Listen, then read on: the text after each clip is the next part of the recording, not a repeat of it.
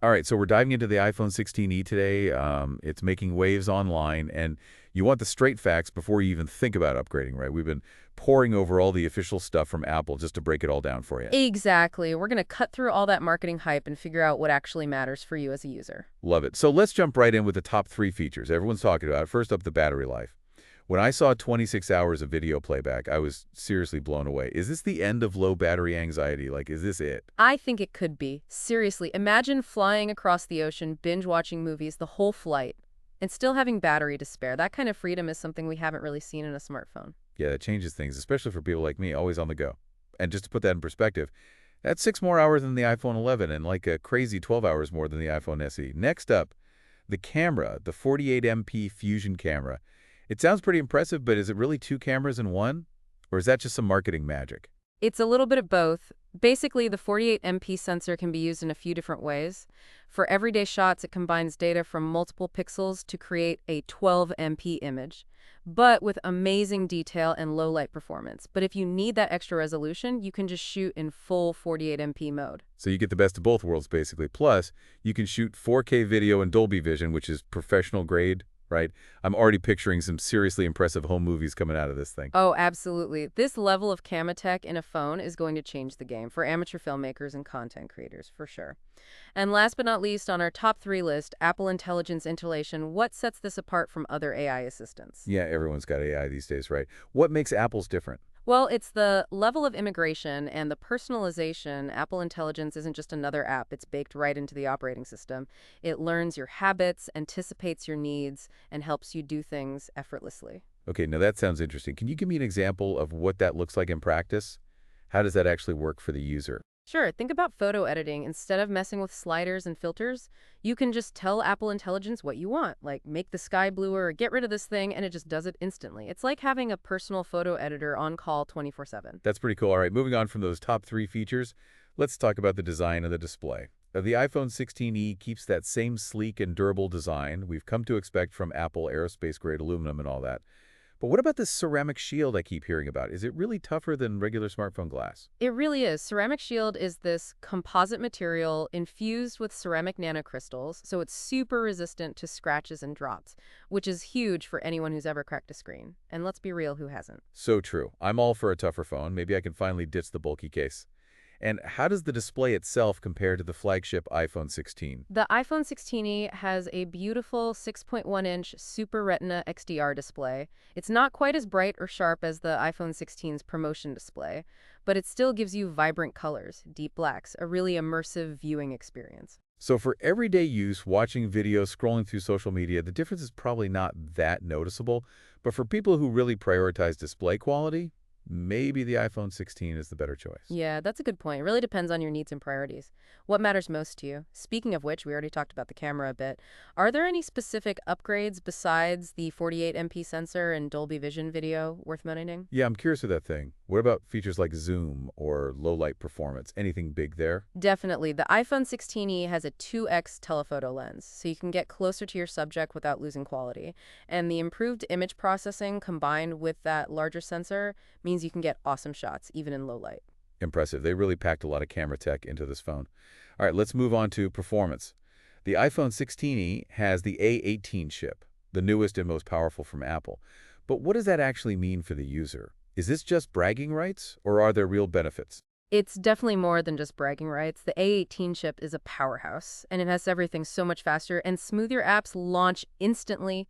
Games run without a hitch. Multitasking is a breeze. We're talking a level of responsiveness that just wasn't possible on older iPhones. So it's not just about speed, it's about a smoother, more enjoyable experience overall. Got it. And are there any specific comparisons to older models that really show that difference? For sure, Apple says the A18 chip is up to 80% faster than the iPhone 11 CPU, which is a huge jump. Basically, you're getting almost flagship-level performance in a way more affordable package. That's pretty wild. Okay, so we've covered the top features, design, display, camera, performance. But what about all those little details? You know, the things that can really make or break the user experience. Anything else worth highlighting about the iPhone 16e? You know, there's one thing I do want to mention, the action button. It's this customizable button on the side of the phone that you can set to do all sorts of things. Oh, okay, so like a shortcut button, what kind of stuff can you do with it? Pretty much anything you can think of. Launch your favorite app, activate a shortcut, take a photo, turn on the flashlight. It's all about making the phone work the way you want it to. That's actually really cool. They took a simple hardware button and made it super versatile. Okay, so we talked about all the camera specs and the upgrades, but let's go back to Apple Intelligence for a second. You said it's really integrated into the phone. Can you give me a few more examples of how it makes things easier or just more fun? Definitely think about email. Apple Intelligence can actually analyze your inbox and prioritize messages from the people you care about. So no more waiting through spam and promotions just to find that important message from your boss. That would be a lifesaver. Seriously, I feel like I spend half my life just sorting through email, so Apple Intelligence can boost productivity. What about creativity? Can it do anything fun? For sure, there's this app called Image Playground where you can create images just from your imagination, like you describe a scene, a character, even a feeling. And Apple Intelligence will generate a unique image based on what you said. Whoa, that sounds straight out of a sci-fi movie. Is it really that good? It's pretty amazing. It's still early days, but the potential is huge. And it's not just images. Apple Intelligence is built into Siri, too, making it way more conversational and helpful. So you can actually have a back and forth with Siri. It doesn't feel like talking to a robot anymore. Exactly. Siri understands the context of what you're asking, remembers your preferences, can even tell a joke. It's more like a companion than just as a voice assistant. Okay, all this AI stuff is super interesting, but I have to ask, what about privacy? Is Apple Intelligence always collecting data about me and sending it back to Apple? That's a good question, and Apple's put a lot of work into addressing it. One of the key things about Apple Intelligence is on-device processing. So most of the data analysis and learning happens right there on your phone, not in some far-off server farm. So my data stays on my phone, not uploaded to the cloud.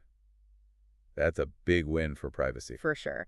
And for tasks that need more power, Apple uses this thing called private cloud compute. It's a way to use the cloud while still keeping your data private. Okay, I think I'm finally getting how Apple Intelligence works and why it's different now. Switching gears for a sec. What about audio and video recording? Any noticeable improvements there? Definitely. The iPhone 16e has some really cool audio features, especially for video recording. Like there's this new wind noise reduction. It's amazing at filtering out wind gusts when you're filming outside. That's a game changer for anyone who shoots videos on the go. No more messed up audio just because of a little breeze. Right. And there's also an audio mix feature. Lets you adjust the levels of different sound sources in your videos, reduce background noise, boost voices, even isolate specific sounds. It's like having a little sound studio in your pocket. That's crazy. I can see this being so useful for vloggers, podcasters, anyone who creates video content. Absolutely. Apple's really pushing the limits with smartphone audio and video. Okay, so we've covered pretty much every feature. But what about the bottom line? How much is this thing, and when can people actually get it? The iPhone 16e starts at the same price as the last iPhone SE. Pre-orders open February 21st, and it officially launches February 28th.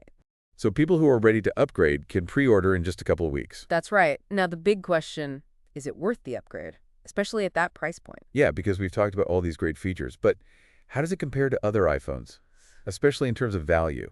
Yeah, that is the question, isn't it? I mean, we've seen what the iPhone 16e can do, but is it a smart upgrade? Well, let's think about it. If you're coming from an older iPhone, like the 11 or the SE, it's kind of a no-brainer. The performance boost alone is huge. Plus, you get the better camera, the longer battery life. It's a whole different experience. Right, makes sense.